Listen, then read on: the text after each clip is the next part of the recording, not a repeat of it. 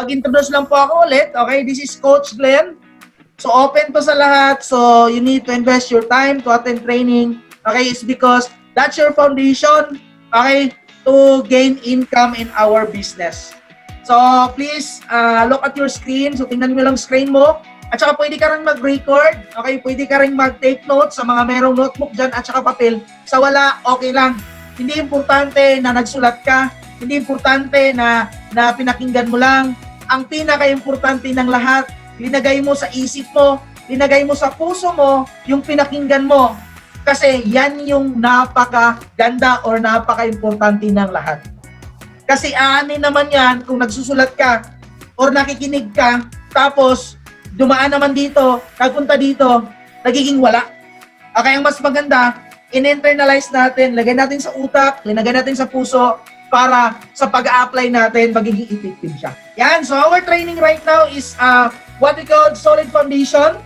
So kailangan magiging solid yung foundation natin. Kailangan ang pag-member mo or ang pagsali mo dito is talagang kasing tigas ng bato. Kasi para pagdating ng bagyo, para pagdating ng sitwasyon na hindi inaasahan, kumbaga preparado ka, solid ka na pagkatao, hindi ka maapektuhan. A solid foundation and perfect mind setting, okay? So, isi-set natin yung mind mo at saka hindi natin kalimutan na sa pag-set ng mind natin, kasama na din yung goal mo. Kasi aanin mo yan na naintindihan ko ang negosyo, pagkatapos ang nangyayari, wala tayong goal. So, kailangan yung dalawang yan is magkasama. Okay, dapat pagtama yung utak, so dapat is meron ka ring goal. Kasi pag meron kang goal, ang resulta niyan income. Pag may income po tayo, so syempre nagiging reality or nangyayari yung sistema natin. So ang first topic ko ngayon is why people easily give up. Kung bakit ba ang mga tao madaling nainip or madaling na-give up sa larangan ng negosyo natin? Bakit kaya? Isipin nyo, okay, napakadali lang pong gawin yung negosyo natin. Napakasimple lang yung gawin yung negosyo natin. Pero, bakit meron pa rin mga tao na nag-give up? Diyan lang ako nagtaka. Kasi wala silang foundation. Nung bata pa tayo, mga kapartners ko, mga kapast track 4x4, dumaan tayo sa kinder, nursery pa nga, hanggang nag-elementary, hanggang nag-high school. Tapos yung college mo, hanggat magtatrabaho, hanggang mag-retire. Bakit hindi natin minsan naisip na mag-give up sa ginawa natin dati? Pero may mga ibang tao pumasok sa negosyo na napakadali lang, online system na, tinuro na lahat sa online.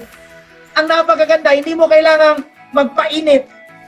Hindi mo na kailangang lumabas ng bahay para kikita ng malaki. Pero bakit mayroon talagang tao na nag-give up or umihinto? Kasi ang sagot dyan, yung foundation niya, mahina, madaling nainip. So yan yung i-discuss natin, yan yung ipaintindi natin sa inyong lahat. Dapat mong maintindihan, dapat mong makikita sa sarili mo, ilagay mo sa utak mo ngayon na achiever ka. Simula bata ka pa lang, achiever ka na. Kasi ilang taon kang nagsisikap, simula't nag-aaral ka, hanggang ngayon nagsisikap ka. Kung ilang taon ka ngayon, 20 years old ka, 23 years old, 30 years old, yan yung taon na nagsisikap ka. Pero sa pagsisikap mo niyan, ang tanong, sulit ba? Tama? Bakit naisipan pa rin natin maghanap ng extra income? Kasi kulang. So may mga tao na nagtatanong sa atin sa mga na-experience nyo, siguro naka-experience na rin kayo, mga kapartners ko, sa mga bago, na magsasabi, may mga kasama kayo sa trabaho, na magsasabi, ay pare, hinto ka dyan kasi meron akong kakilala, 3 taon na, 2 taon na, 1 taon na, wala pa rin nangyayari. Sa mga bagay na yan, sa mga salitang yan, kung wala ka sa training, kung kulang ka sa training, kung kulang ka sa foundation, madali kang ma-distract. Pero kung sakto ka sa training, kung tama ka sa training, hindi ka ma-distract, matcha-challenge ka, at saka may sagot ka. Yung sinabi niya, ibalik mo sa kanya. Ganun ba pare? Meron ka bang nakikita na nagninegosyo na dito 2 taon na wala pang resulta? Sige, balikan ko yung tanong mo. Meron din akong kakilala nagtatrabaho sa kumpanya nyo 10 taon na. Pero bakit wala pa rin silang resulta? Tama? So ang point ko dito, maraming tao na magsasabi sa atin, ay, huwag kayong maniwala dyan kasi walang resulta dyan. May kilala ko 1 taon lang.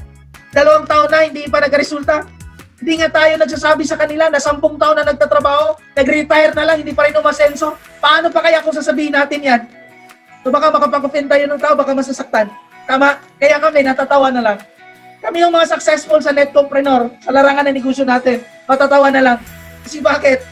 Lahat namang bagay, kailangan paghirapan eh. Lahat namang bagay, kailangan talaga may effort ka eh.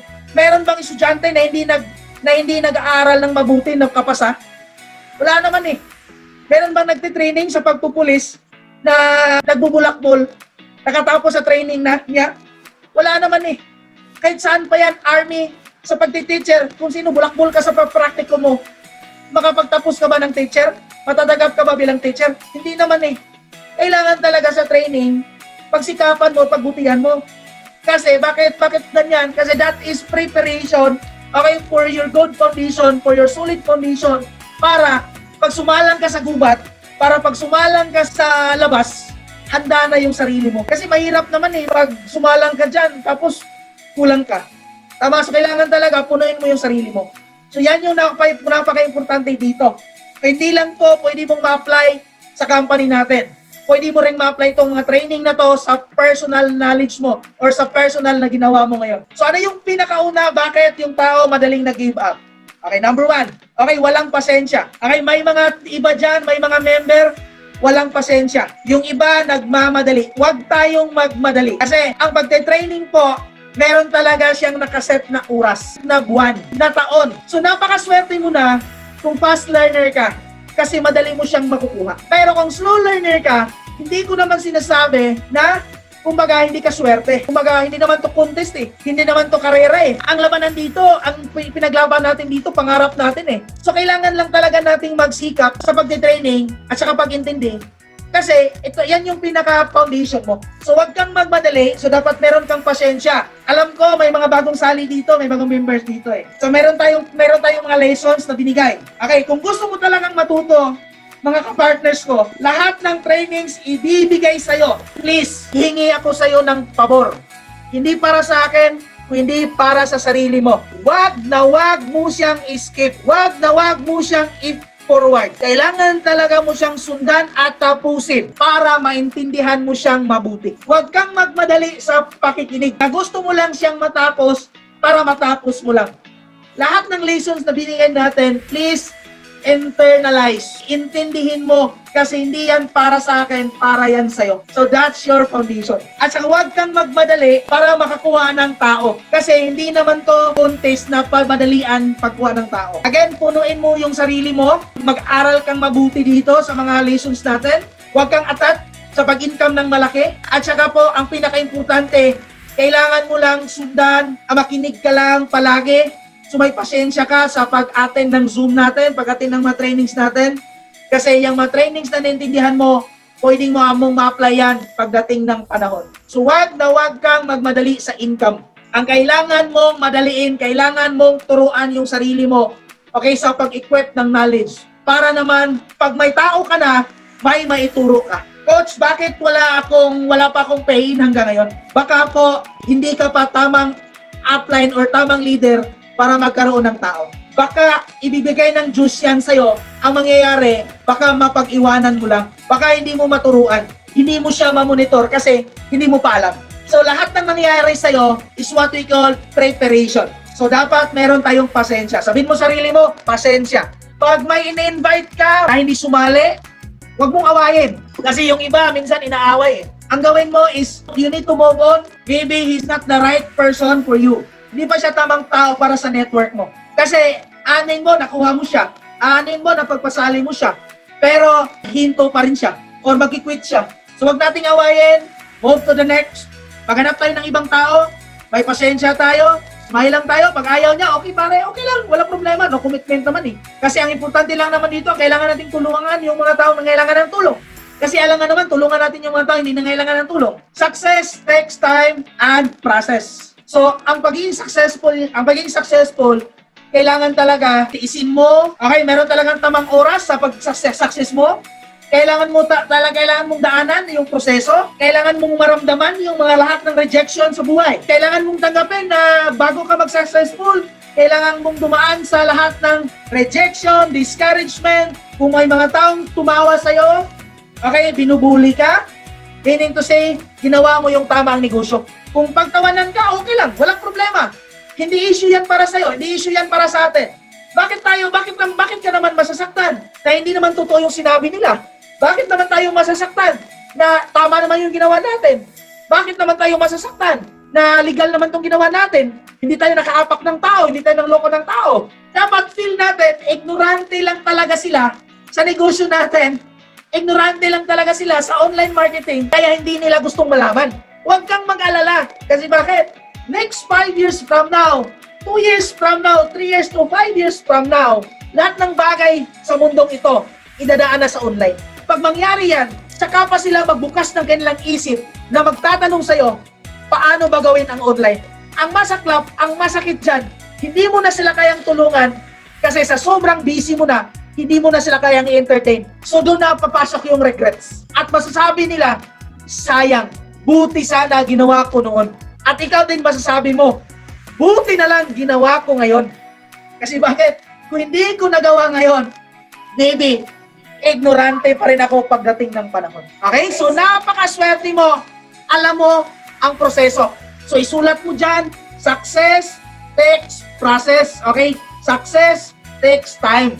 Ang pagiging successful, kailangan talaga nasa tamang oras, kailangan mo talagang dadaan ka sa mahirap na bagay, dadaan ka sa pagsasakripisyo. Kasi para worth it ka, para tamang tao ka. Kasi kahit saan ka pa magbasa ng libro, kahit saan ka pa mag-research sa Google, kahit saan ka pa mag-research sa YouTube, walang successful na tao na dumaan sa napakadaling bagay.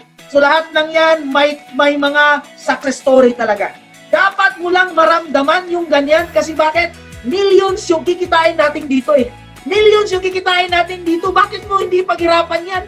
Naghirap nga tayo sa minimum na sahod. Naghirap nga tayo sa 50,000 na income per month. Lalo na kaya sa 500,000 per month, hindi natin kayang paghirapan. So kailangan talaga dapat makaintindi ka. Isipin mo ha, sumugal ka nga, iwanan mo pamilya mo sa mga OFW dyan. Sumugal ka nga, iwanan mo anak mo, iwanan mo asawa mo. Sa 2 taon, 3 taon, hindi ka makauwi ng Pilipinas nang dahil lang sa pera. Kaya mo ngang tiniis sa mga OFW, sa mga PNP, sa panahon ng pandemya, isipin mo 5 months po tayong nawala, 6 months po tayong nawala, hindi tayo nakauwi sa pamilya natin, sa mga mahal natin sa buhay. Tiniis nga natin, nagsakripisyo nga tayo para sa income na yan. Kasi wala tayong choice. Hindi natin nakikita dati yung fast track 4x4 system. Kung ikaw yung pagpipiliin ko, okay, kung nakita mo yan nung una, mas gawin mo to kaysa sa ginawa mo ngayon. Tama? Kasi napakaganda yung opportunity. So yung iba nga sumugal. Okay, nakipaggera dyan. Okay, nakipaglaban dyan. Ilaban yung bayan para sa income na ganyan. Kumbaga po, napakaswerte, meron tayong other source of income. Napakaganda yung nangyayari. So, may plano talaga ang Diyos para sa ating lahat. Kaya po, ito yung pinaintindi namin kasi iba tayo eh. Okay, sa lahat ng memberan mo, sa lahat ng company sinalihan mo, sasabihin ko talaga sa iyo ngayon, iba tong fast track 4x4 system. Kasi yung may-ari ng fast track 4x4 system, lumaan talaga sa hirap. Di po kami mayaman. Yung mama at papa ko, yung parents ko magsasaka lang. Pero bakit ako nakapagtayo ng kumpanya ngayon? Bakit nakapagtayo ako ng malaking grupo ngayon? Kasi iba yung dedication sa taong dumaan talaga sa hirap. May puso pag nagsabi. Iba yung isip pag nagsabi. Tama? Okay, next. Bakit tayo nagiging failure? So bakit yung iba madaling nainip? Kasi bakit? Lack of preparation and planning. So kailangan talaga i-prepare mo yung sarili mo. Ihanda mo siya. Since the time po nagpumasok tayo dito, so dapat ihanda mo yung sarili mo. You are willing, okay? Ang napakaganda sa iyo ngayon, yung company natin, siya na yung nagpaplano para sa iyo. So kailangan lang you are prepared. Saan po tayo prepared? So challenges. So sa negosyo natin, kailangan preparado ka. Ang pinakaunang tao na magdi-discourage sa atin, yung mahal natin sa buhay. So kailangan mong maintindihan. Kailangan mong i-prepare mo yung sarili mo. Kasi pag hindi mo i-prepare yung sarili mo, mapanibaguhan ka. Kasi nung time na nagsimula ako sa negosyong to, lahat ng tao hindi niwala sa akin. Sinabi sa akin, hindi mo kaya yan, hindi ka magiging successful dyan. Kasi meron ng mga tao na nakapag-try ng gumawa ng ganyan or nagtayo ng ganyan, pero naging failure pa rin. So, kumbaga yan yung mga bagay na hila sa'yo pababa eh. Sino nagsabi sa akin ng ganyan?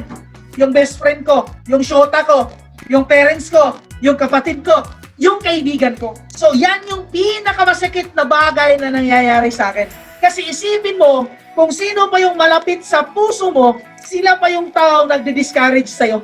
Nung time na yan, gusto kong umiyak, gusto kong huminto, gusto kong umalis, pero naisip ko, tamang tao ako. Naisip ko, sulit yung pundasyon ko. Ako yung nakakita, ako yung nakaintindi, ako yung gumawa. Pagdating ng panahon, makikita nyo, iba ako sa kanila. So sabihin mo sa sarili mo ngayon, kung discourage ka man, iba ka sa kanila. Kung may kapatid ka, nakatribe ng mag-net compreneur or magne-network marketing, anong paki mo? Anong paki nila? Hindi naman ikaw yung kapatid mo eh. Iba't iba kayo ng pamumuhay eh. Iba't iba kayo ng pag-intindi eh. Iba, isipin mo kung failure ibang tao. So, i-consider mo yung sa sarili mo na failure ka din. Tama? So, dapat hindi. Kasi iba ka eh. Iba sila, iba ka. Kasi yun yung mahaba ka eh. Bakit po tayo madaling huminto? Bakit po tayo madaling nag-give up? Kasi you are not prepared on the challenges, the battles, the struggles. Ano yung struggles na yan? Struggles sa oras. Ay, coach, hindi ako marunong mag-invite, coach. Hindi ako marunong magsalita. Hindi ako marunong mag-convince. Lahat naman tayo struggle dyan. Nung nagsisimula kami, struggles kami dyan. Kasi bakit? Hindi namin alam eh. So pareho lang yan sa ginawa mo nung una. Ginawa mo ngayon. Kung anong background mo ngayon, pareho lang yan. Tama? So punta tayo kay sa isang kasama natin na sa Bahrain. Ni Ma'am Celine.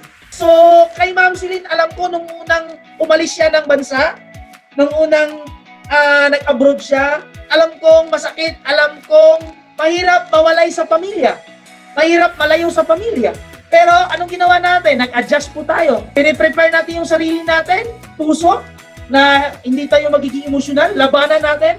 Kasi lahat ng ginawa natin, hindi naman to para sa ibang tao. Para naman to sa pamilya natin, sa mahal natin sa buhay. Kaya yung pinakaunang struggle na dapat mong intindihin. So lahat ng struggles po na pwedeng magdi-distract sa pagninegosyo natin, kailangan mo lang siyang preparasyonan. Kailangan talaga you are prepared for that. And you always adjust.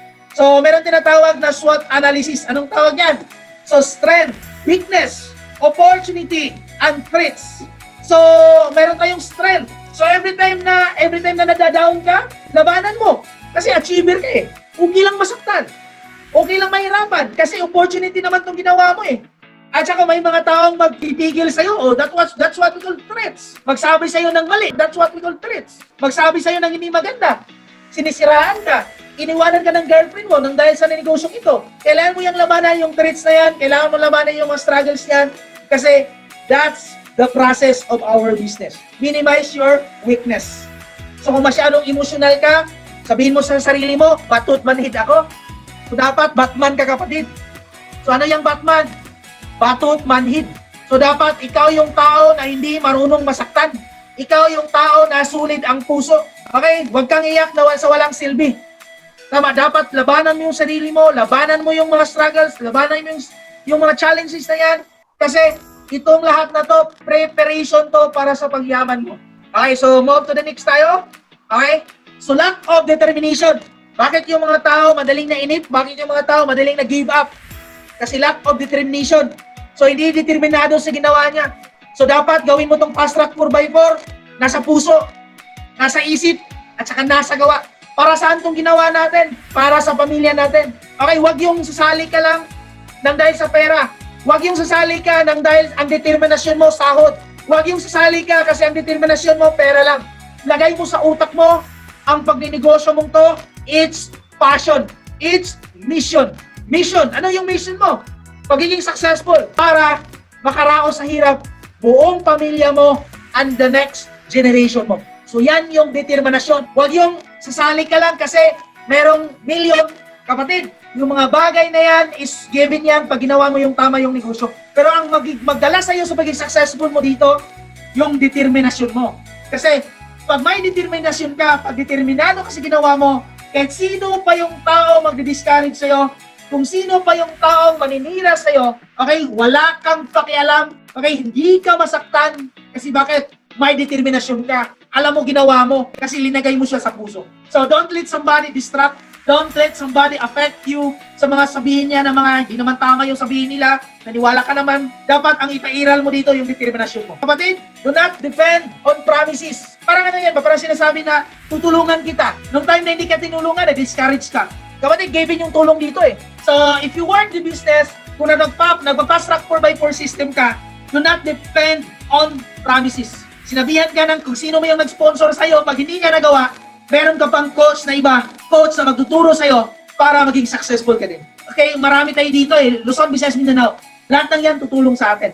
So focus on hard work, pay the price. So bayaran mo ang dapat bayaran para maging successful ka. So kumbaga, kailangan talaga So ang mas maganda, hindi pera palabas mo dito. Yung palabas mo dito, yung dapat mong gawin, hindi lang puhunan.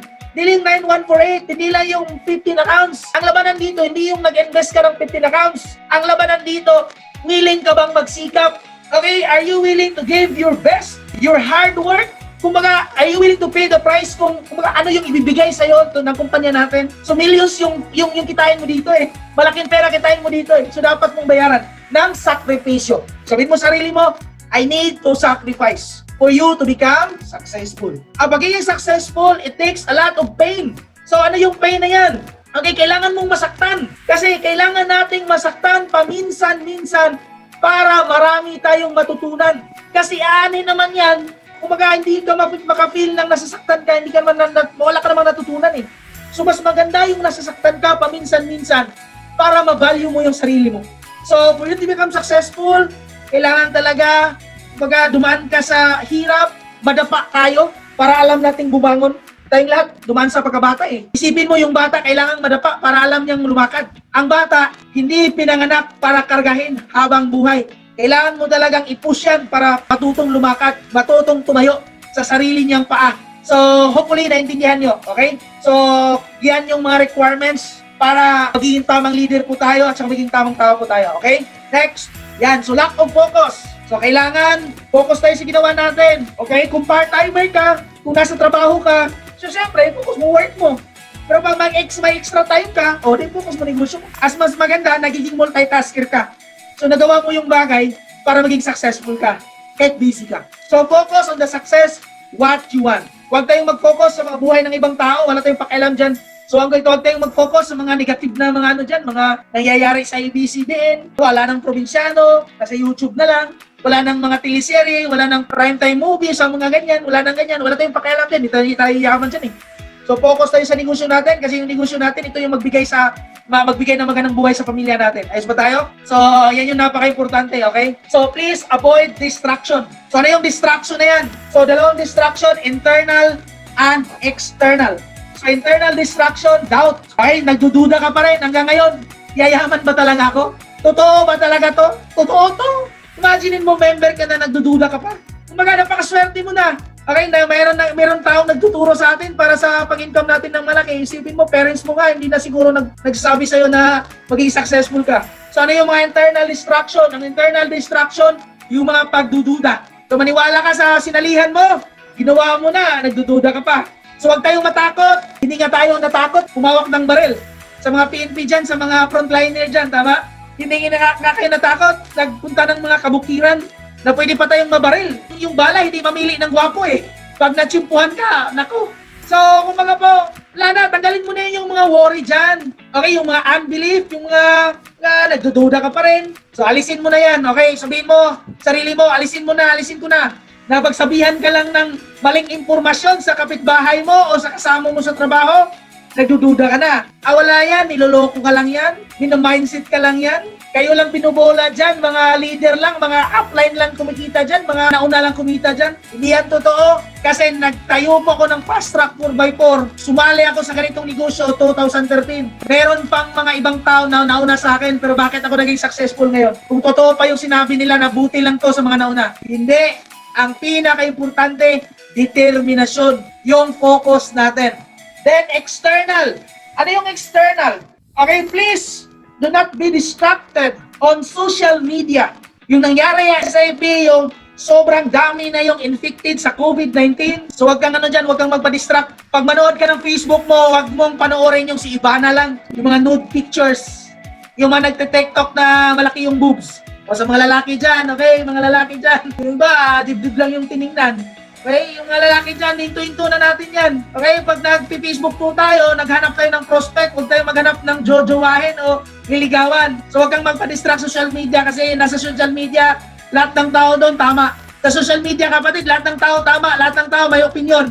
So kung kagatin mo yan, kung ano mo yan, kung siseryosohin mo yan, mamatay ka sa ano, atakihin ka niyan, magkonsumisyon ka. So Twitter, etc. Okay? So wag kang magpa-distract sa mga online games. Yan. Okay, online games. So uninstall na uninstall.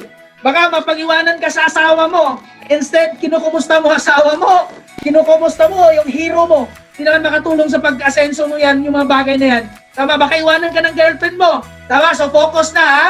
Okay, yung galawin natin, yung negosyo natin. Hindi yung ginalaw natin yung ML. Okay, kahit ano, tong eats, poker, yung mga online games, huwag kayong magpa-distract yan kasi walang maitulong yan. Okay lang sana kung mabenta mo yan ng 1 milyon eh. Kahit ako, kung mabenta ko yan ng 1 milyon, 2 buwan, mag-email na lang ako. Pero, hindi naman pwedeng mangyari yan eh. Hataw na lang ako sa negosyo natin. Mag-invite na lang ako sa Fast Track 4x4. Baka naintindihan pa niya sa sali o may income pa ako. Next po tayo. Yan, lack of ownership. So bakit yung iba hindi nagiging successful or nag-give up? Kasi lack of ownership. Sulat mo dyan. So coach, ano ba yung lack of ownership? So syempre, hindi lang negosyo ko to mga paka-partners. Yung Fast Track 4x4 system, atin to. Pag na yung nagsabi, ano ba negosyo mo? Fast Track 4x4 system. Kanino ba yan? Akin. So i-claim mo siya na sa'yo. Kasi bakit yung iba nag-quit? Bakit yung iba humihinto? Kasi akala nila, akin lang tong negosyong to. Kapatid, hindi ako magiging successful kung wala ang Fast Track 4x4 system. Hindi rin kayo magiging successful kung wala ang Fast Track 4x4 system. So kanino negosyo tong Fast Track? Ating lahat. You need to claim, okay, kailangan talaga sa'yo to, sa atin tong negosyo to. Hindi to sa akin lang, hindi to sa'yo lang, atin tong lahat. So kailangan ownership mo kasi pag may ownership ka, pag-ipagpatayan ka kapatid. Kung sino mang tao na maninira sa Fast Track 4x4 system, tama, malilintikan sa akin. Yan dapat yung puso mo. Tama, kasi mahal ko tong negosyo ko eh. O isipin mo, mahal mo, asawa mo, sinisiraan. Masasaktan ka hindi? Masasaktan. Kapatid mo, sinisiraan. Masasaktan. Magulang mo, sinisiraan. Masasaktan. Ikaw, sinisiraan. Masasaktan kasi bakit? Sarili mo yan. Pamilya mo yan. Pag pamilya mo inaaway, kapatid mo inaaway, masasaktan ka talaga. So kailangan, ownership natin buo. Yung company natin, hindi lang to sa akin, atin tong lahat. Since na nag-member ka, since party ka na ng Fast Track 4x4, pamilya ka na namin. So kung sino mang tao maninira sa company natin, tama naman natin ginawa. Tumulong naman tayo. Pero nagsabi pa rin ng ano, dapat sabihin talaga natin, bakit hindi ka kumita kasi hindi ka nag-participate? So wala kang karapatan na magsasabi na hindi ka tinulungan. Anin naman yung tulong na yan kung hindi ka rin nag-participate. Anin yung tulong na yan kung ikaw naman gumawa ng sarili mong sistema o hindi ka sumunod. So yan dapat, since na isang kumpanya tayo, sa atin tong kumpanya natin, okay? So work for your own personal goal. So trabahuin mo yung personal goal mo. Kasi bakit? Kung tinrabaho mo yung personal goal mo, malaking tulong yan sa Fast Track company natin. Malaking tulong yan sa Fast Track 4x4 system natin. Kasi pag may mangyayari sa'yo ng maganda, nang dahil to sa company natin, so meaning maganda yung company natin. Pag may income ka ng malaki, yung Fast Track 4x4, sobrang proud na proud sa'yo. If you own something, you are willing to do whatever it takes. Kung kiniklaim natin, sa atin tong kumpanya na to, kumbaga atin tong negosyong to, makipagpatayan ka talaga, you are willing to do whatever it takes. So, hopefully, meron tayong mga learnings na natutunan. So, yung first goal mo, so naintindihan mo na yung negosyo, o dapat, huwag mo kalimutan yung goal. Ano yung goal? So, ang goal nating lahat, hit the company awards, isulat. Every second Sunday of the month, meron tayong weekly awarding. So, hit the company awards. So, best director, wag kang hinto, maghanap ng 4 na tao. Don't stop. Help, monitor, teach your people, tulungan natin sila, monitor natin sila, i-guide natin sila to get 4 people. Okay, 4 directs as soon as possible. So, yan yung first goal mo, yan yung i-hit mo. Next, bronze executive. So, sa mga hindi pa 15 accounts dyan, okay lang. Okay, hit mo yung bronze executive, 4 accounts to 6 accounts. So, kahit pa isa ka lang account ngayon, okay lang. Next week, mag-add ka ng isa. Next week, mag-add ka ng isa. Okay, pero sa mga merong kaya, total, 15 accounts naman yung bagsak mo, Adi, bultohin mo na lang para wala ka nang isipin para diretso na. Pero hindi ko na sinasabi na yung iba na hindi nakadiretso, walang tsansa. Lahat naman tayo may tsansa eh. So, paundi-undi. So, hit natin yung bronze executive. Then next, silver executive, 7 accounts to 14 accounts. Okay, wagiin to. Tulungan tayo dito. Next, gold executive, 15 accounts. Okay, so dapat mag-gold executive ka, 15 accounts.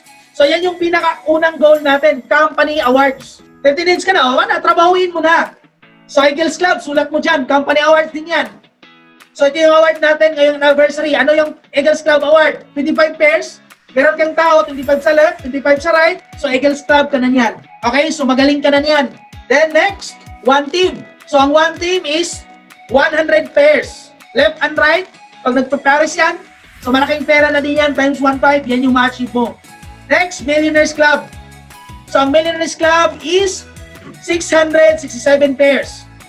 So, yan yung i-achieve natin. So, doon tayo magpo-focus. Kasi bakit? Behind that, malaking income. So, do not focus on the income. Do not focus on the money alone. But focus on the award kasi behind that awards is a big income. So, gawin yan. Save mo lang yung award na yan, gawin yan. So, dapat awarded ka weekly. Next, company awards, top earner, weekly. Okay, so dapat makapasok ka po sa Top Earner Weekly. Ito yung goal mo. Yan, so you need to have conviction. Kailangan i-attract mo, ipipil mo. So dapat makapasok ka sa Top Earner Weekly natin. Ang requirement sa Top Earner Weekly, 5,000 to 10,000 more than automatic Top Earner Weekly ka na. So yan yung requirements natin. So pag may 10,000 weekly ka, a total of 4 weeks within 1 month, that is around 40,000 pesos.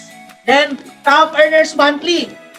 So, yung awarding natin, meron tayong Top Earners Monthly. So, ngayong August 30, meron tayong Top Earners Awarding. So, yung income mo, 10,000 to 20,000, pasok ka sa Top Earners Monthly.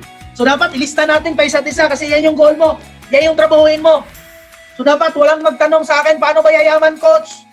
Okay, paano ba yayaman? Sagot ko dyan, hit mo yung awards para yayaman ka. Then, next, Top Earner Semester. So, meron tayong awarding every 6 months. Mag-end yung 6 months natin is ngayong September 30. So, magsimula na naman tayo. So, October 1, October, November, December, January, February, March. So, ma-end siya March 30. So, magbibilang ka naman ng April, May, June, July, August, September. So, every 6 months siya. So, pag yung income mo, pumasok sa 50,000 to 80,000 to 300,000, pasok ka sa Top Earner. So yan yung trabahuin mo. Tuloy-tuloy lang, trabaho. Dapat pasok ka every time awarding tayo. So ang taong achiever, dapat pasok sa awarding. Huwag kang papayag na laglag ka sa Top Earner. Kasi kung achiever ka na tao, dapat hindi ka matulog, hindi ka pasok sa Top Earner. So huwag makampante, dapat pasok po tayo sa Top Earner. Maraming sa fast track ngayon, mga bago pa lang, pasok sa Top Earner. Bago pa lang, pasok sila sa Top Earner. Kasi bakit? Seryoso eh. Kasi iba talaga yung mga dedikasyon ng tao na dumaan na sa matinding labanan o hatawan. So, bakit natin trabaho yan yung mga awards? Kasi meron tayong ultimate goals. So, paglaban mo to, huwag kang papayag, hindi mo to mahihit. Ang ultimate goals natin, house and lot. So, imagine ninyo, at age of 29 years old, pero na akong lupa, tayuan ko na ng bahay. So, sino lang ako? Ang napakaganda sa negosyo natin, pag magpatayo tayo ng bahay, 30 minutes, cash, pay. Hindi ka nangungutang. Fully paid yan. Hindi ka nangungutang. Tama, makatulog ka talaga ng mahimbing. Kahit matulog ka pa ng 1 taon, walang problema kasi yung bahay mo hindi mo binabayaran. Yan yung napakaganda sa fast track 4x4 system. Imagine niyo, hindi ako nagbibiro. Napakabait ng Panginoon. Pag siya yung nagbigay, todo, buhos, biyaya, ibibigay niya sa atin pag tamang tao po tayo. So bakit tayo nagsikap? Bakit tayo nagtrabaho? Dahil sa bagay niya. Next, cars. So syempre, may kotse dapat tayo. Ang kotse mo, wag mong ipagyabang. Wag kang bibili ng kotse para ipagyabang mo. Kasi lagot ka sa CEO nyo pag mayabang. Kasi gusto ko talaga. Yes, totoo yan. Sabihin ko talaga. Gusto ko lahat ng fast track 4x4 system, humble tayong lahat. Ayaw ko yung mayabang. Kasi napakapangit eh. Meron tayong members mayabang. So, hindi tayo dito para magyabangan. Nandito tayo para magtulungan. Isipin nyo, last July po, so kumita ako ng 400, I think 400 plus. Ay, hindi pa yun kasama sa products. Nagyabang ba ako? Humingi ba ako ng respeto? Hindi naman eh. Kusa lang talaga ang respeto, kusa lang talaga yan, magigain mo pag tamang tao ka. So ayoko yung mayabang, Wag natin ipagyabang yung resulta, wag natin ipagyabang yung kotse, okay, wag natin ipagyabang yung bahay. Kailangan talaga nating bilhin yan para sa mahal natin sa buhay. So bumili ka ng bahay, magtayo ka ng bahay para dalhin mo yung magulang mo, ipapil mo sa kanila gaano kaganda pag yung anak nila nagsikap. So yan yung best motivation. Huwag yung na-promote lang sa pagtrabaho, hindi na nakilala yung kaibigan niya. Nag-income lang ng 50,000 para kung sino na, nanginginsulto na. Tangin na napakaliit na pera yan, pagyabang mo. Tama, hindi tayo magyabang. Hindi natin pinag-usapan pera dito, pinag-usapan natin dito pangarap. Yung pera yan, giving yan pag tumarbaho tayo. So, yan yung pinaka-importante. So, be humble always. Lower down our pride. So, yan yung prinsipyo ng fast track 4x4 system. So, dapat remain approachable. Pag kumita tayo ng malaki, huwag ilagay yung income mo sa utak. Lagay mo lang sa bulsa. Yung pera, sa bulsa lang yan. Huwag natin lagay sa utak. So, hopefully you understand. Next, retire young and rich. Sino gusto maka-retire dito na bata na mayaman? So, yan yung pinaka-ultimate goal natin. Retire young and rich. Okay, retire tayo ng bata pa. Hanggat bata pa, retire tayo ng maaga. Tama? At age of 30 years old, retire na ako. Ay, nasa bahay lang ako. Nasa ano lang ako. Tama? Tumulong ako sa mga tao. Yan yung dapat gawin natin. Retire young and rich. Okay? Next, travels. So, experience natin. Maraming tao dyan, maraming pera. Pero ang problema, busy sa trabaho, hindi na mag-travel kasama pamilya niya. Yan yung pinaka-goal natin. Travels, isama mo yung anak mo. Isama mo yung girlfriend mo. Dalhin mo sa Paris. Dalhin mo sa Greece. Dalhin mo sa Bali, Indonesia. Dalhin mo sa Maldives. Tama? Dalhin mo sa Hong Kong. Dalhin mo sa Singapore. Tama? Para masabi niyan, mahal na mahal kita. Kasi bakit? Dinala mo ako sa mga imposible na lugar. Hindi ka pa nagpa-fast track 4x4, hindi ka naturuan ng ganyan, hindi mo ma-experience yan, tama? Pero mga iba dyan may pera, pero maraming sakit. Pero iba dyan may pera, pero walang oras sa pamilya. Ang napakaganda sa negosyo natin, may oras sa pamilya, nakapag-travel pa kasama ang buong pamilya. So yan yung pinaka-maganda. Trabahoin natin yan. Emergency funds and savings. So kailangan talaga may ipon tayo for emergency funds kasi ang tao talaga nagkakasakit. So maybe right now, you cannot appreciate what I am talking about. But someday, maybe soon, ma-appreciate mo gaano ka-importante pa mag-ipon ka for emergency funds. Kasi ngayon po, kapatid, sabihin ko na lang, ngayon po, bawal ma-hospital po tayo walang pera kasi hindi ka tatanggapin sa emergency room kung wala kang pera, hindi ka operahan kung wala kang pera. Masasabi mo sa akin na imposibleng mangyari kasi healthy ka pa. Pero pag nangyayari na ika-emergency ka, dyan mo ma-appreciate gaano ka-importante ang pera. So as of today, as of now, kailangan i-prepare mo na yung sarili mo. Dapat maglaan ka talaga ng ipon, mag-ipon ka talaga para for emergency funds, para sa anak mo, para sa asawa mo, just in case nagkasakit, just in case nagka-emergency, meron kang handa. So yan yung pinaka-importante, emergency funds for your family. Okay, so sa mama mo, kailangan natin meron kang emergency funds. Just in case magkasakit sila, okay, meron tayong magagamit na pera para hindi na lang tayo iiyak. Hindi na lang tayo iiyak kasi walang-wala tayo. Hindi lang tayo iiyak kasi wala tayong magawa. So, dapat hindi pwedeng mangyari yan. Dapat ikaw yung pinaka-importanting tao, ikaw yung taong solusyon sa lahat ng bagay ng pamilya mo na pwede mo mabigay kahit ano. Okay, sa tulong ng Diyos, nakapag-prepare ka. So, iba tong fast track 4x4, tagusto. Iba tong fast track 4x4 system. Hindi lang to pera-pera. Pinag-usapan natin dito, changes the entire life, the entire, kumbaga sa sarili mo, your entire future, personality development, buong katawan mo, babaguhin natin. Pag-isip mo, babaguhin natin. Next, educational plan. Nakita mo yung bata, napakasaya. So mas maganda kapatid, you need to prepare right now. Bakit tayo hahataw? Bakit tayo kailangan magsikap? Kailangan magtrabaho? For the educational plan. Kailangan talaga mag-prepare ka na educational plan mo para sa anak mo. Kami po, hindi naman po namin ipagyabang yung sarili namin. Pero, siyempre, kapatid namin, natulungan na namin. Isa po kami sa nakatulong na makapagtapos sila. Makabigay kami ng tulong sa kanila para mabayaran yung tuition nila. Okay, kapatid ng asawa ko, kapatid ko mismo. Ultimo, nag-alaga sa anak namin, si Upline Jennifer. Isa rin yan sa natulungan ko na nakapagtapos siya ng pag-aaral. Okay, pero minsan po, hindi po kami nanghingi ng balik. Hindi po kami nanghingi ng balik kasi, kapatid, yung tulong na yan, ang Diyos na ang bahala sa'yo ng mga blessings. Kasi alam ko yan pag may ginawa kang tama sa kapwa mo, triplehin yan ang blessings na ibibigay sa'yo ng Diyos. So good news, yan ang napakaganda, hindi po kami pinabayaan. Kahit anong nangyari, struggles, lahat na nangyari sa buhay namin, na sobrang proud na proud po ako. Sobrang nagpapasalamat po ako. Kasi bakit? Ni minsan, hindi kami pinabayaan ng Panginoon. Okay? Kasi lahat ng problema ay may solusyon. So, ugaliing tumulong, do not be selfish pagdating ng panahon. Ugaliing tumulong sa kapwa-tao, ugaliing tumulong sa mga kasama, mahal sa buhay, pamilya. Yan. So, dapat malaki yung puso mo. Okay, kasi yung perang yan, ang yaman mo, hindi mo naman madala sa langit yan eh. Ang mas maganda, nakatulong ka, yan yung madala mo sa langit, hindi ka makalimutan ng tao. Okay, so yan, you need to prepare your educational plan. Kahit ano ka ba, kahit single ka pa ngayon, kahit ano kapatid mo, tulungan mo, ay dapat pag mag-income ka ng malaki, para may tulong ka. Paano ka man makatulong kung medyo income mo, problemado, so dapat bilis-bilisan mo, trabawain mo para makatulong ka. So, kalimutang mag-pray para sa bagay na yan. So, hopefully, meron tayong matutunan. May mga learnings po tayo na napulot ngayong gabing to. Hopefully, sulit yung oras mo. Hopefully, hindi nasasayang yung oras nating lahat. So, thanks God for the wisdom. Thanks God for the knowledge. Okay, sa lahat ng binigay niya sa atin ngayon. Okay, for the influence for everybody. Salamat din sa lahat ng nag-attend ngayon. Tapos na tayo. To it by the glory. This is Coach Glenn. Thank you, and God more earning.